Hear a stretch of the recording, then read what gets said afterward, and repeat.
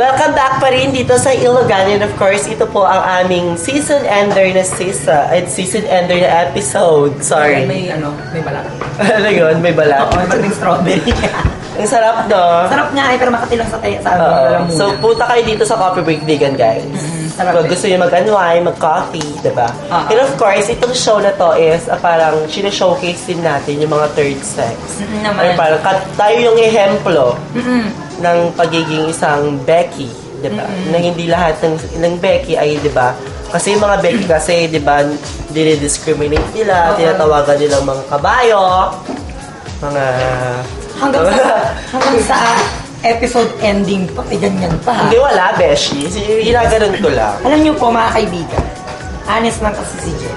Hindi naman, gago. Pero alam niyo po, talaga, tama naman. Oo, para naman maiba yung perception ng mga tao sa pagiging Becky. At isa pa, pagdating kasi pag sinasabi kasing bakla, let's say na, syempre bakla, marami kasi sa mga bakla ngayon, parang todo rampa, yung puro haliparot lang. Pero hindi naman sa lahat, di ba? Ba't pa nagigilty ka na? Hindi ako nagigilty. Oo. Pero at least, Pwede ba kalumubo yung gano'n ko? pero at least, syempre, may mga TV shows pa rin dito sa Ilocos na parang may discreet guys or discreet gays na parang na hindi may pagkabakla pero hindi pinapakita yung totoong pagkabakla nila. Pero sa atin, tayo lang yata yung sa station ng Ilocos na pinapakita talaga na baklang-bakla tayo, di ba? Pag sa ganito mga klase ng show, di ba? Pero yung mga pag may Yun mga nga, para hindi na ma-discriminate yung, kasi, diba, mga loud, kunwari. At diba? example, dito rin napapatunayan na gay is not just like only being malandi or haliparot. Of course, kung may talent ka, syempre kailangan mo din i-express or ipakita. And of course, is show equality na kailangan, di ba, maging equal, maging gay, minsan lesbian, maging straight, mga babae man o lalaki, magiging ganun pa din. Dapat equal yung mga tingin ng mga tao para Sige, sa... pag-usapan natin to, best. May nang discriminate na sa'yo na parang porket bakla na may show na. Oo.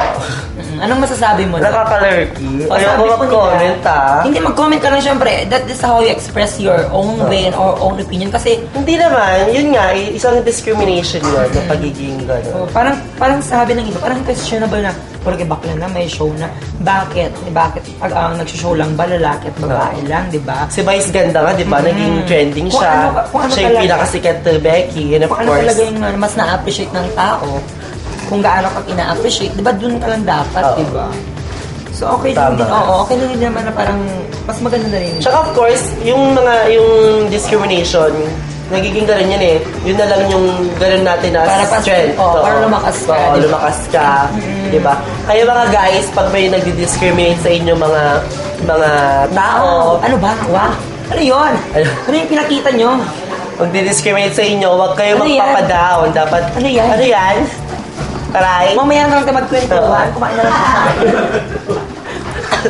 Thank you, Mother!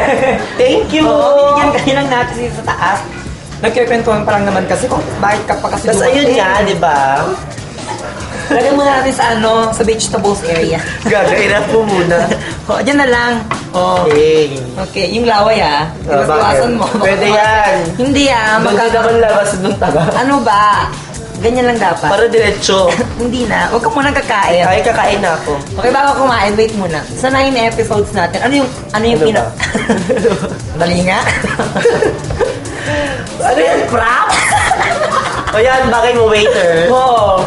So, ano waited? Kasi dito na yun. Okay, Wanted. sa 9 episodes, ano naman yung pinaka-favorite mo doon? Actually, favorite ko naman silang lahat. Lahat. Pero yung pinaka-main, yung naloka ka talaga ng bonggang-bongga. Sa Ihawan, sa Kawayan. Sa Trellis din. Hindi sa Ihawan, sa Kawayan. Bakit naman? Kasi syempre, di ba, yung mga... Doon natin first nag-start up comedy. Alam Sa niyo, Ihawan, sa Kawayan. Ako naman, Kasi di ba, hindi yun nga, yung... Siyempre, di ba, marami tayo naging guest. Sina Chelsea, ngayon Makmak na. Oo, lalaki na Lalaki na po siya. Yung naka-false eyelashes dati sa Irawan sa Kawayan, lalaki na po yun. Dapat, pag pumunta kayo doon, sabihin nyo yung pangalan niya Makmak, hindi na Sa Chelsea. yung Chelsea. Oo. Ako naman sa Trellis.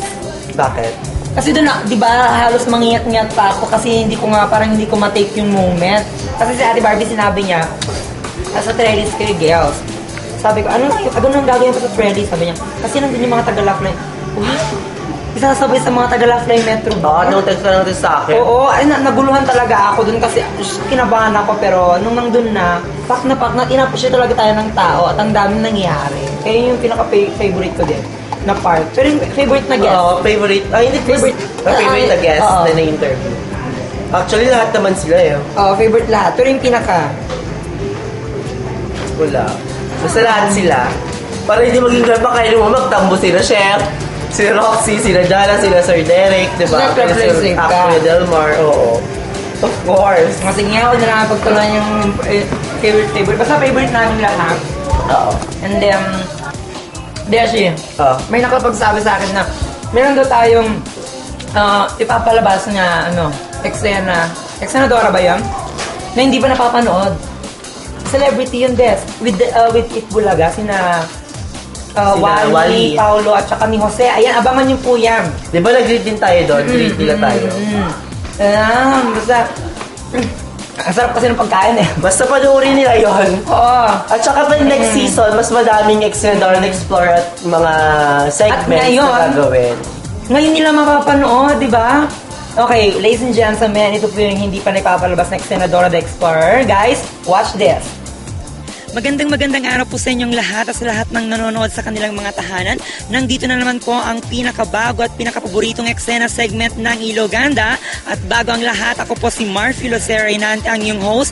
At ito ang Exenadora the Explorer. Okay, ang pakay natin sa araw na ito ay balita ko dito sa Narvacan, Barangay Pantok. Meron daw pupunta doon na mga celebrity. At syempre, hindi ko pa alam kung sino yung mga celebrity na nando doon. And I'm sure excited na kayo. At of course, kung gaano kayo ka-excited, mas excited ako kasi first time ko mag-interview ng mga celebrity talaga. So ano pang hinihintay natin? Ayan, samahan nyo ako at tayo na at makieksena sa mga celebrity na kay ganda at kay gwapo. Ayan, so halina kayo, tara na, let's go na.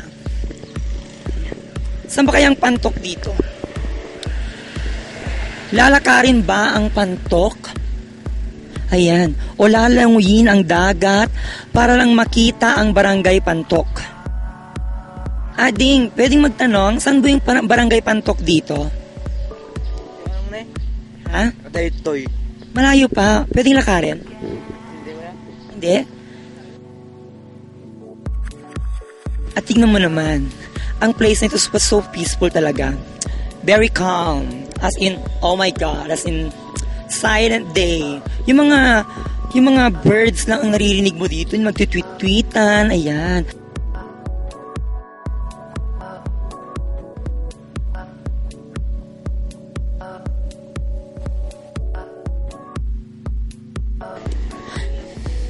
My God! Saan ba yung Barangay Pantok dito? Sabi nila malapit lang, tapos parang ang layo-layo naman, ang sakit na ng pa ako naglakad. Saan ba yung Barangay Pantok dito? Kuya! Kuya! Saan ang Barangay Pantok? Ha? Chape, hindi ko marinig yung anong sinasabi niya. Kuya! Kuya! Kuya! Kuya naman eh.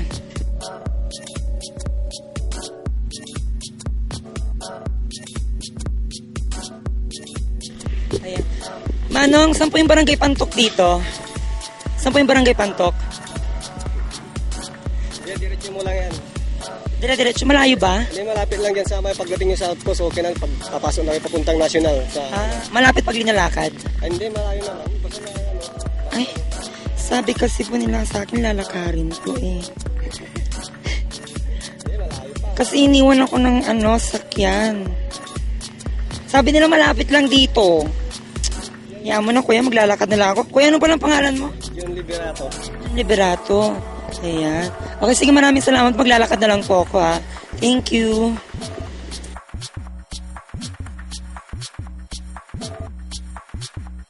Sabi nila dito daw. Nakita ko naman, Banggit Abra na. Nakarating na ako ng Abra sa kakalakad ko. My God. Ay, sakay ko ng paratas. Sakay ko ng paratas. Paratas? Paratas? Ano ba yan? Pati paratas, ini-ignore ako. Makapaglakad na nga lang.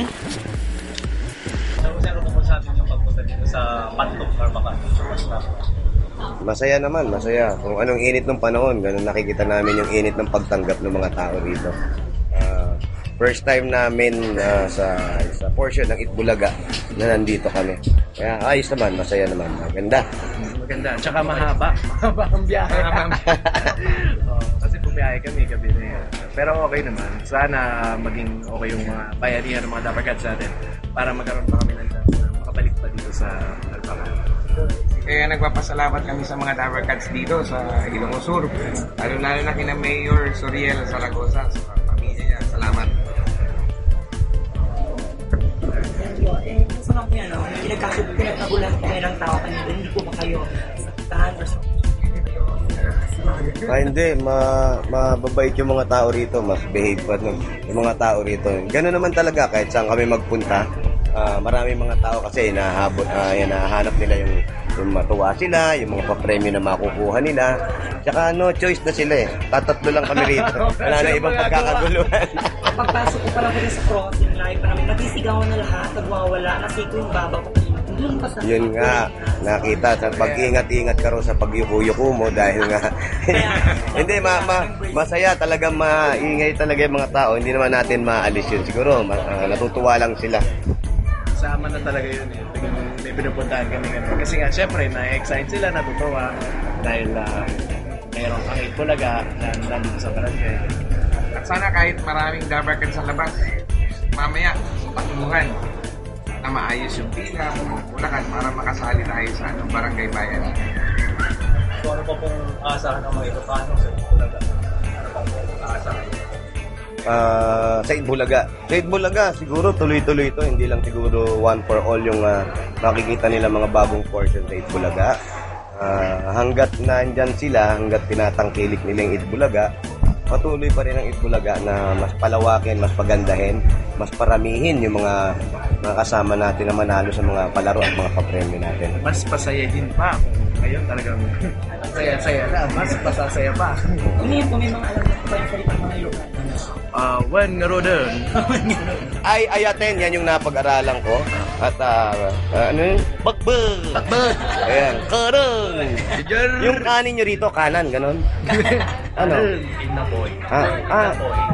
Inapoy, parang, inapoy. Inapoy, Yan, kanin, inapoy.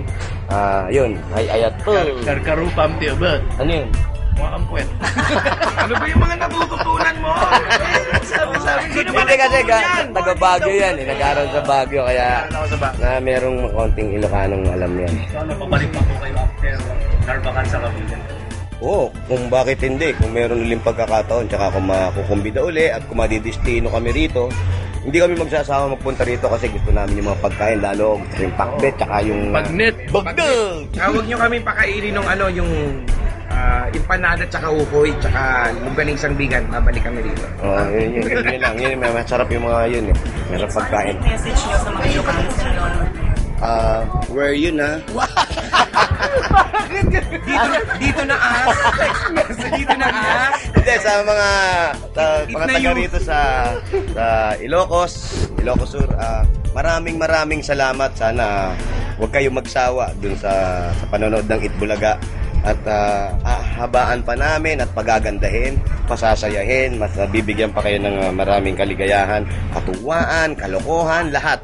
Kaya maraming salamat sa inyo at mabuhay po kayo. Correct.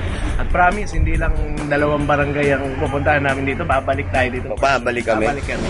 Baka bukas, bumalik kami. Agad? Oo. Hindi pa ka tayo maalis, babalik na. Pagbabayan natin Ilocano, mga taga Ilocos. Maraming salamat. Hanggat may bata, may Itbulaga! Ayan. So, pwede pong paisabi ang Christina Sir. Watching for TV. My name is Vic. My name is Joey. And I'm Tito. And you're watching Core TV. Lagot tayo. Pangalan talaga. Yung pangalan talaga. Ako si Ariel. Ako si Charmaine. Ako si Walter.